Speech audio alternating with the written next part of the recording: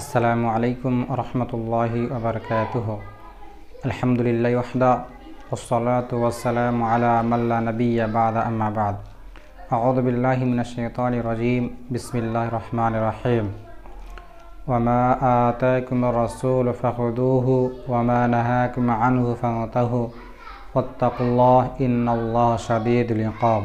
সম্মানিত দর্শক মণ্ডলী, আজকে যে বিষয়টি নিয়ে হাজির হয়েছি সেটি হলো এই যে সলাতুল আলফিয়া এবং সলাতুল রাগাইব, এই দুই নামাজ কি নামাজ, এই দুই নামাজ পড়ার পদ্ধতি কি এবং এই দুই নামাজ কেন পড়া হয়, কারা পড়ে, সর্বশেষ কথা এই দুই নামাজ কবে থেকে পড়া হয়, এ নিয়ে আজকে সংক্ষিপ্ত কিছু আলোচনা করবো ইনশাআল্লাহ। আমার তৌফিক ইল্লা বিল্লাহ।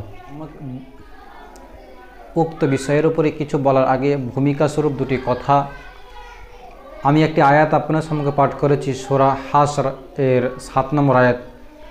এই আয়াতে আল্লাহ সুবহানাহু ওয়া তাআলা বলছেন, ওয়া মা আতাকুমুর রাসূল ফাখুযুহু ওয়া মা নাহাকুম আনহু ফান্তাহু ওয়াত্তাকুল্লাহ ইন্নাল্লাহা শাদীদুল ইকাব। যে রাসূল সাল্লাল্লাহু আলাইহি সাল্লাম তোমাদেরকে যেটা দেন সেটা তোমরা গ্রহণ করো এবং যা থেকে তোমাদেরকে নিষেধ করেন তা থেকে তোমরা বিরত থাকো।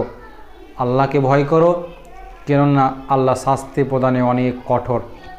উক্ত আয়াতে আল্লাহ সুবহানাহু ওয়া তাআলা আমাদেরকে 3টি জিনিস শিখালেন। প্রথমত, 1 নম্বর হলো এই যে রাসূল সাল্লাল্লাহু আলাইহি সাল্লাম আমাদেরকে যে কাজ করতে বলবে সেই কাজ আমাদেরকে চোখ বুজে করতে হবে। 2, রাসূল সাল্লাল্লাহু আলাইহি সাল্লাম আমাদেরকে যে কাজ থেকে নিষেধ করবে, বাধা দিবে, তোমরা এই কাজ করবে না, সেই কাজ থেকে আমাদেরকে দূরে থাকতে হবে। 3, এই দুইয়ের মধ্যে আমাদেরকে আল্লাহকে ভয় করে চলতে হবে। যদি আমরা এই পুরো 3টি জিনিস মেনটেন করে চলতে পারি তাহলে আল্লাহ সুবহানাহু ওয়া তাআলার পরের অংশ যেটা বলছে শাস্তি প্রদানে কঠোর, ওটা তাহলে আমাদের জন্য নয়। কিন্তু যদি এই 3টির মধ্যে কোনো একটিতে আমরা গোলমিল করে বসি, কোনো একটিতে আমরা সমস্যা করে বসি, তাহলে আমাদের জন্য কঠিন শাস্তি আল্লাহ সুবহানাহু ওয়া তাআলা প্রস্তুত করে রেখেছে।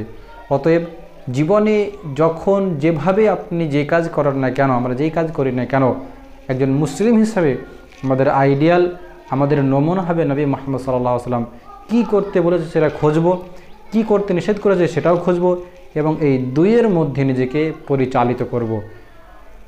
বিশেষ করে যে কাজগুলি ইবাদত, যেগুলোকে আমরা আল্লাহ এবং রাসূলকে খুশি করার জন্যই করি, সেই কাজগুলোর মধ্যে 100% আপনাকে রাসূলের পথ ফলো করে চলতে হবে।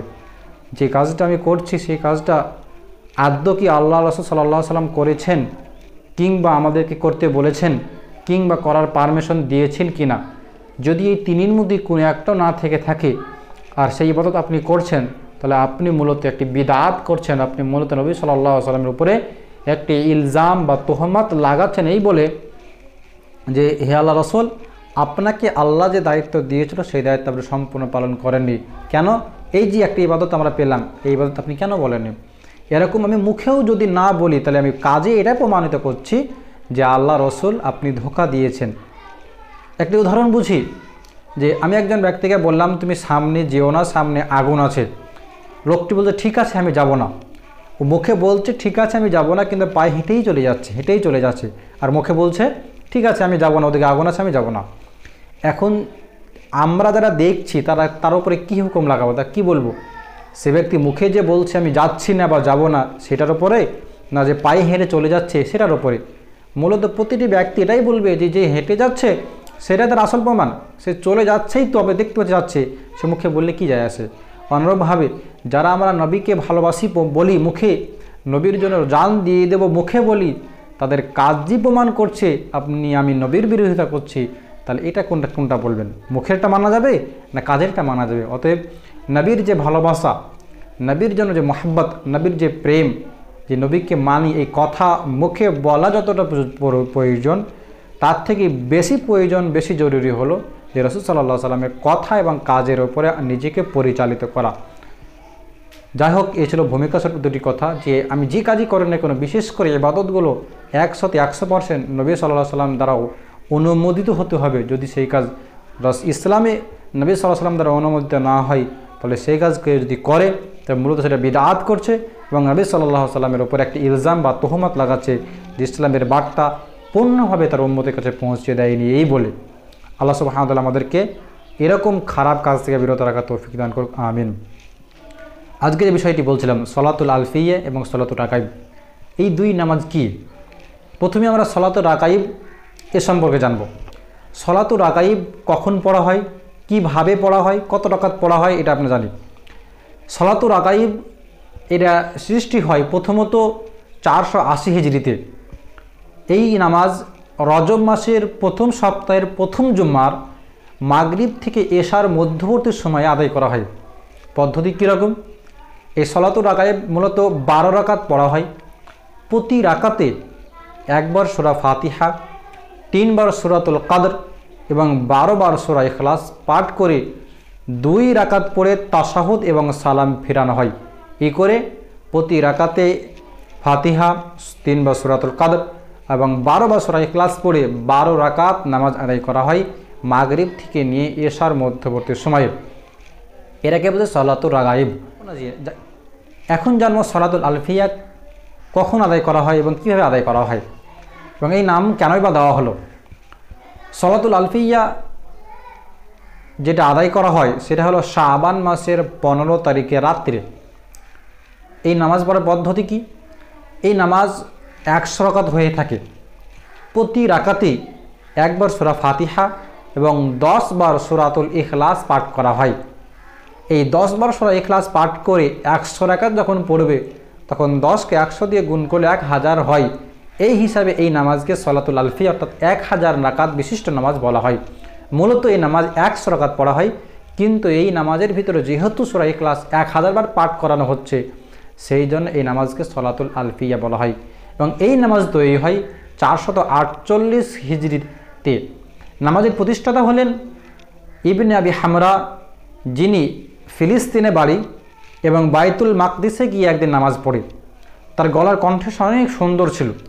যখন সে একা একা নামাজ পড়ছিল তখন কিছু লোক পেছন থেকে এসে জমায়েত হয়। এই 1-2 করতে করতে করতে ফুল মসজিদ ভরে যায়। এইভাবে শুরু হয় প্রতি বছর শাবান মাসের 15 তারিখের এই নামাজ, যেটাকে আমরা সলাতুল আলফিয়া বলে জেনে থাকি। সম্মানীয় দর্শক মণ্ডলী, এ ছিল 2 নামাজ সম্পর্কে সংক্ষিপ্ত কিছু ধারণা। এখন জানি এই নামাজ সঠিক না বেঠিক। প্রথমেই আমি আপনাদের সম্মুখে যে আয়াতটি পাঠ করেছিলাম সে আয়াত হলো আমাদের আসল আয়াত, যে রাসূল যেটা দিয়েছে সেটা নিব, যেটা দেয়নি সেটা নিব না। এখন বলুন, যে নামাজ এর তৈরি হলো 400 হিজরির পরে 500 শতাব্দীতে, অর্থাৎ 448-এর আগে এই নামাজের কোনো অস্তিত্ব পৃথিবীতে ছিল না। না আল্লাহ রসুল জানতেন, না সাহাবীরা জানতেন, না তাবেঈরা জানতেন, না তাবাঈরা জানতেন। এবং প্রথম দিকে যে সমস্ত বড় বড় আলেম চলে গিয়েছেন তারাও এই নামাজ সম্পর্কে মোটেই জানতেনই না যে এরকম কোনো নামাজ ইসলামের মধ্যে আছে। তাহলে এই নামাজ বাতিল হওয়ার জন্য, এই নামাজ বিদআত হওয়ার জন্য এতটুকুই যথেষ্ট যে নামাজ কখন থেকে শুরু হয়েছে। যে জিনিস 400-500 শতাব্দীতে তৈরি হয় সেই জিনিস কি করে ইসলামের বিধিবিধানের মধ্যে পড়তে পারে, কি করে একটা ইবাদত হতে পারে? অথচ আমরা জানি যে ইবাদতের মধ্যে 100% নবী সাল্লাল্লাহু আলাইহি ওয়াসাল্লাম থেকে অনুমোদিত হতে হবে। অথচ যে নামাজগুলো নবী সাল্লাল্লাহু আলাইহি ওয়াসাল্লাম মরে যাওয়ার 500 বছর পরে তৈরি হলো, সে নামাজের অনুমতি রাসূল সাল্লাল্লাহু আলাইহি ওয়াসাল্লাম কীভাবে দিলেন, সাহাবীরা কীভাবে আদায় করলেন, তাবিঈরা কীভাবে আদায় করলেন? ইমাম নববী বলছেন যে হাতানে সলাতানে বিদআতানে মুনকারানে কাবিহাতানে, জি এই যে 2 নামাজ অর্থাৎ সলাতুল রাগাইব এবং সলাতুল আলফিয়া, এই 2 নামাজ হলো বিদআত, মুনকার এবং অনেক নিকৃষ্ট নামাজ। ইমাম বিন হাজার হাইতামিকে একবার প্রশ্ন করা হলো যে নিসফে শাবান এর নামাজ পড়ার ফজিলত কি? তখন তিনি বলছেন যে নামাজগুলো রজবের প্রথম সপ্তাহের প্রথম জুমার মাগরিব এবং এশার মধ্যে পড়া হয় এবং যে নামাজ শাবান মাসের 15 তারিখে পড়া হয়, এই 2 নামাজ সালাতানে কাবিহাতানে বিদআতানে মাজমুমাতানে এ হাদিস হুমা মওদু, যে এই 2 নামাজ যেটা শাবানে এবং রজবের প্রথমে পড়া হয়, এই 2 নামাজ বিদআত এবং ঘৃণিত। আর এই 2 নামাজের ব্যাপারে যতগুলো হাদিস আছে সবগুলো হাদিসই মওযু মানে হলো মানুষের তৈরিকৃত হাদিস। এই হাদিসগুলো মানুষ নিজে তৈরি করেছে, বলেছে যে এই হাদিসগুলো রাসূল সাল্লাল্লাহু আলাইহি ওয়াসাল্লাম বলেছেন বলে যে হাদিসগুলো চালানো হয় একে মূলত মওযু হাদিস বলে, তৈরি করা হাদিস। এই সংক্ষিপ্ত আলোচনা থেকে আমরা যেটা উপলব্ধি করতে পারি সেটা হলো এই যে ইবাদতগুলো আমরা করছি মূলত এই ইবাদতগুলো আমরা একটু যাচাই বাছাই করে করি না। আমরা আমাদের কেউ বড় বলে দিয়েছে বলে আমরা সেই ইবাদতগুলো নিজেদের অন্তরে এমনভাবে গেঁথে নিয়েছি যে আসল ইবাদত হলো ওটাই যেটা আমরা করছি, মূলত এর বাইরেও কিছু আছে যেগুলোকে আমরা ধরে রেখেছি, মূলত সেগুলো ইসলাম নয়, বরং ইসলাম সেইগুলো যেগুলোকে আমরা অনেক দূরে পিছিয়ে রেখে দিয়েছি।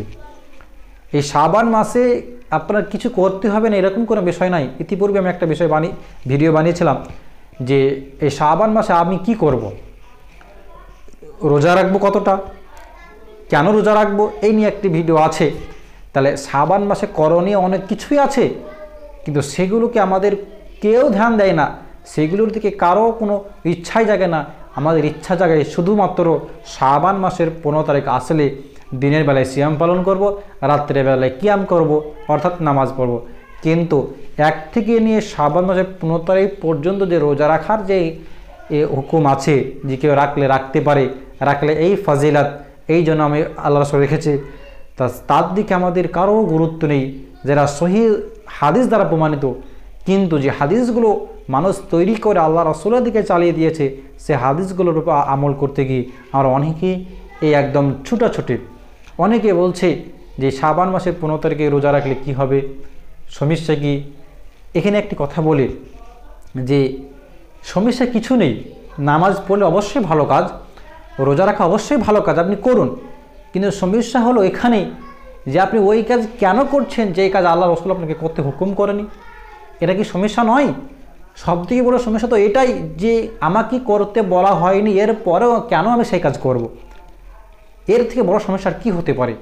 আমি মুসলিম হিসাবে আমার সবথেকে বড় সমস্যা হওয়া উচিত এটা যে আমি যে কাজ করছি সেই কাজ ইসলামে অনুমোদিত নয়, সেই কাজ সহিহ হাদিস এবং কোরআন দ্বারা প্রমাণিত নয়, অথচ সেই কাজ আমি করছি। এই বলে যে অসুবিধা কোথায়? অসুবিধা সবথেকে বড় এটাই যে এটা ইসলামে প্রমাণিত নয়, অথচ আপনি করছেন। কি হতে পারে এর থেকে বড় সমস্যা, এর থেকে বড় অসুবিধা? যে আল্লাহ রসুলকে আমি অপমান করছি, আল্লাহ রসুলকে আমি প্রমাণ করছি, আল্লাহ রসুল আপনি এই কাজটা বলতে ভুলে গেছেন, অত এটা ভালো কাজ, এটা করা উচিত ছিল। এর থেকে বড় কী প্রমাণ হতে পারে? আমি রসুলকে মিথ্যুক বানিয়ে দিচ্ছি, আমি রসুলকে খেয়ানাতদার বানিয়ে দিচ্ছি, আমি রসুলকে বোঝাচ্ছি আপনি ইসলামের যে দাওয়াতের কাজ আপনাকে দেওয়া হয়েছিল সেটা সম্পূর্ণ পালন করেননি। এর থেকে বড় সমস্যা হতে পারে? হতে পারে না। অথচ আমরা বলি যে সমস্যা কোথায়? সমস্যা কিছুই নেই। এটাই তো সবথেকে বড় সমস্যা যে কেন আপনি করলেন অথচ আপনাকে করতে বলা হয়নি। জোহরের নামাজ 4 রাকাত, আমি যদি 8 রাকাত 10 রাকাত 20 রাকাত পড়ে দিই তাহলে সমস্যা কোথায়? নামাজ পড়লাম, হ্যাঁ সমস্যা ওখানে যে আমাকে 4 রাকাত বলা হয়েছে, আমি কেন 5 রাকাত পড়লাম? এই কেনর উত্তর আপনাকে দিতে হবে, কারণ আপনি বাড়ালেন। কেন বাড়ালেন? আপনাকে তো অনুমতি দেওয়া হয়নি বাড়ানোর, এরপরে আপনি বাড়ালেন, এটাই হলো সবথেকে বড় সমস্যা। অতএব যে ইবাদত আপনি করেন না কেন, যখনই করেন না কেন, যেভাবে করেন না কেন, এর প্রতিটি এর প্রমাণ আপনাকে ইসলামে সাবিত করতে হবে, প্রমাণ করতে হবে, এরপর আপনি করতে পারেন। নচেত কোনো ইবাদতই আপনাকে করা যাবে না যদি সে ইসলামে প্রমাণ না থাকে। প্রমাণ না থাকার পরেও যদি আপনি করেন, অসুবিধা কোথায় বলে? তাহলে আমি নবীকে অপমান করলাম, নবীর উপরে ইলজাম বা তোহমাত লাগালাম। অতএব প্রতিটি বিষয় আমাদেরকে ভেবে চিন্তে করা উচিত যে আমি কী করছি, কেন করছি, কখন করছি, এই সমস্ত বিষয়গুলো। পরিশেষে আল্লাহ সুবহানাহু ওয়া তাআলা দোয়া করি, হে রাব্বুল আলামিন তুমি সকলকে সঠিক জিনিস বোঝার এবং সঠিক জিনিসের উপরে আমল করার তৌফিক দান করো, আমিন।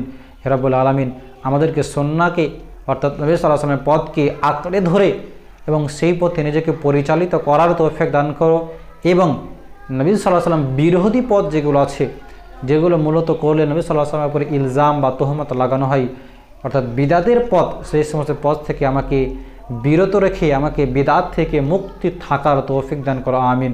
হে রাব্বুল আলামিন মৃত্যু পর্যন্ত যাতে করে নবী সাল্লাল্লাহু আলাইহি ওয়াসাল্লামের পথ মেনে নিজের জীবন পরিচালিত করতে পারি সেই তৌফিক আমাকে দান করো, আমিন। ওয়া আখিরু দাওয়ানা আনিল হামদুলিল্লাহি রাব্বিল আলামিন। আসসালামু আলাইকুম ওয়া রাহমাতুল্লাহি ওয়া বারাকাতুহু।